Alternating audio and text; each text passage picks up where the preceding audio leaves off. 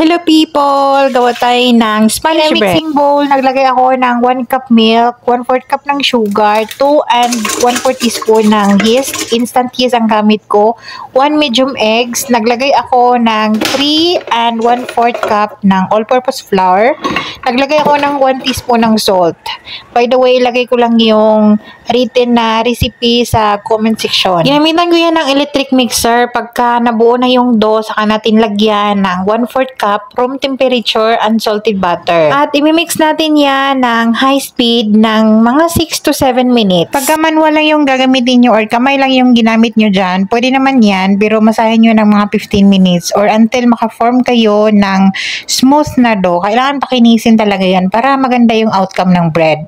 Pagka ganito na siya, pwede na yan. Same recipe to ng dough ng pandesal natin at yung ano ba nga ba, cinnamon roll, ensaymada, ito yun. Pag makinis na yung dough, paalsahin natin yan ng 1 hour. Naglagay ako ng konting oil dyan. Ito naman yung filling. Una kong nilagay ay 3/4 cup ng breadcrumbs, 3/4 cup din ng sugar, at 1 stick na room temperature unsalted butter, 1/4 cup ng powdered milk kahit anong brand, 1 teaspoon ng vanilla essence. I-mix lang yan ng mabuti until maka-form kayo ng ganitong texture. Pwede kayong mag-add ng konting butter dyan kung gusto nyo pa. Mas malasa yan dahil meron yung powdered milk. After 1 hour of proofing, ganyan na yung itsura ng ating dough. Nag-double na talaga yung size niya.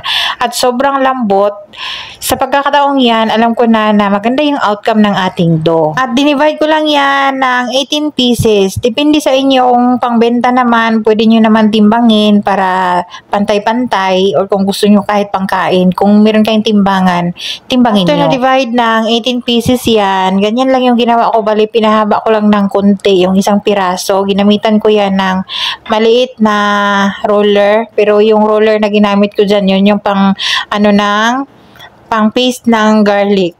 Saka ko nilagyan ng filling sa gitna, tapos ni-roll. Pagkatapos naman yan na-roll, ganyan lang kasimple yung ating Spanish bread. Pagkatapos i-roll dyan, i-coat naman natin yan ng breadcrumbs. Yung breadcrumbs sa ginamit ko, same pa rin yung ginamit natin sa pandesal. Pagkatapos naman na form na ganyan lahat, ay iparest natin yan ng 1 hour bago natin i-bake.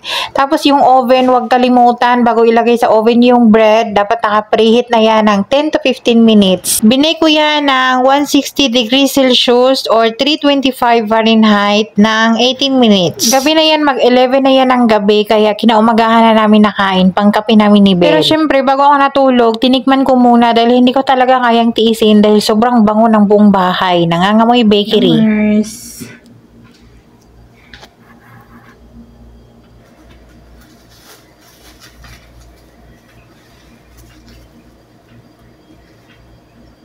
Grabe, ang lambot. Woohoo!